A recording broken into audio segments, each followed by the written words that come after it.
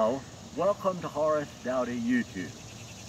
I am in the process of bringing you several history lessons about General Robert E. Lee here on the campus of Washington and Lee University in Lexington, Virginia. I hope that you will subscribe to these videos, share them with your friends, and enjoy them. I have 3 more lessons on Lee. My book I'm quoting from 2 volumes of history lessons from a country church. They are available in downtown Lexington at the Downtown Books and also at the Bookery, and also you can get them off of Amazon. Today, Lee in Lexington. Why did they love him so? When he decided to live in Lexington, many influential friends were shocked and dismayed. They honestly felt that by moving to such an unknown spot, Lee's impact on history would evaporate. They were wrong, thank God. From this modest office in Lee Chapel behind me at Washington College, the vanquished warrior did more to calm seething hostility north and south than any other American. How? Not by making speeches, not by using the major media of his day. He succeeded by being a quiet, personal example. As soon as the agonizing surrender was behind him, Lee set a course from which he never deviated. He wrote, "It is now the duty of every citizen to do all in his power to aid in the restoration of harmony and peace, and in no way oppose the policy of the general government." That, of course, was the Union. These clear and unequivocal words came not from some ivory tower. They came from a noble man who had been heavily victimized by that general government. Every inch of his property, valuable, and real estate had been stripped away. He was never allowed to vote or hold office, but the emancipated slaves were allowed freedom, both.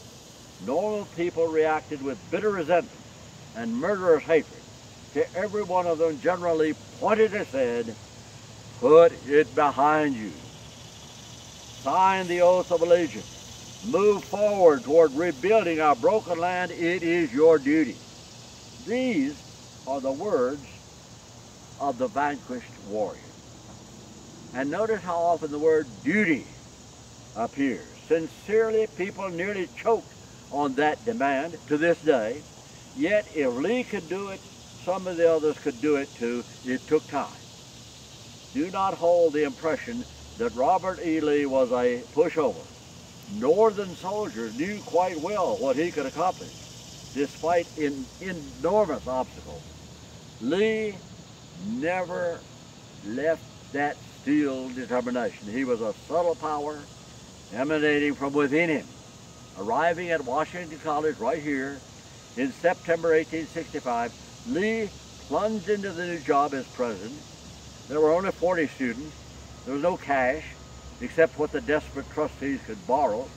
When word spread that General Lee was in command of the school, another 100 students immediately signed on.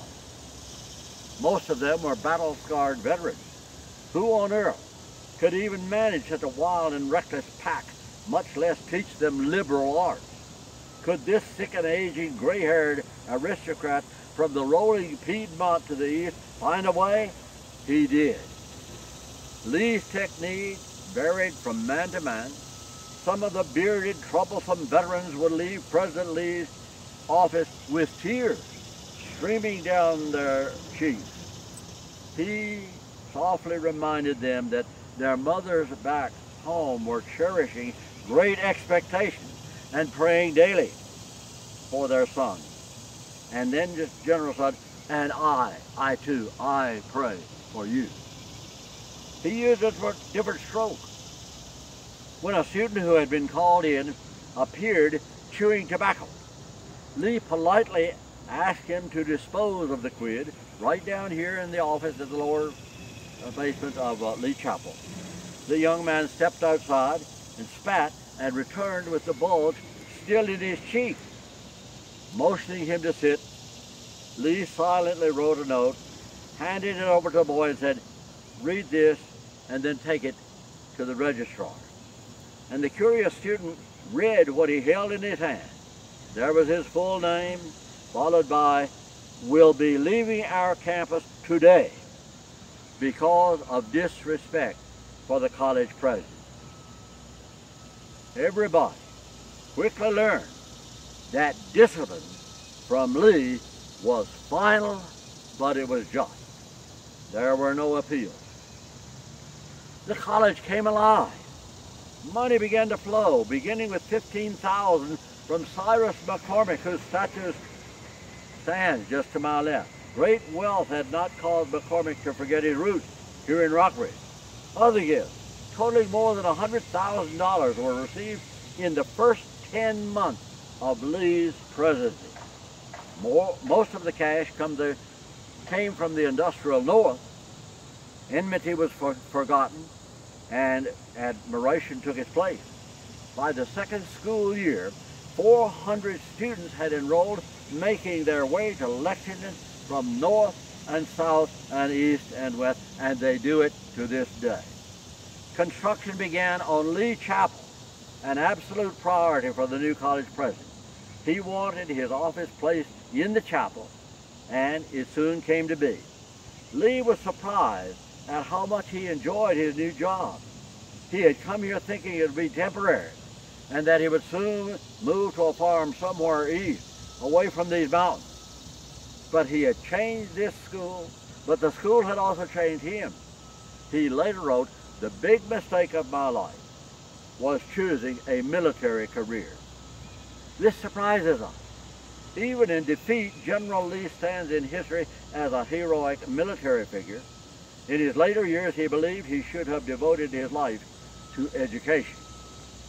The Kappa Alpha Fraternity began in Lexington, formed by a few earnest students who saw in General Lee the finest hope for making in mankind. It's the only fraternity in the world dedicated to emulating one man, Robert E. Lee. Right here from Lexington, Virginia, that fraternity is spread to 115 colleges and universities and claims 70,000 living members. Why do people love Lee? One word: character. The world loves someone who can be trusted, and General Lee was propelled by one motive: his unremitting sense of duty to do the right thing. People could disagree with him about what was right, but they could never quarrel with his motivation. Every church shares Lee's noble goal. This is what adds connections between the churches here and Robert E. Lee. And whenever I hear disparaging remarks made about the noble man, I think of the words of Jesus, "Father, forgive them.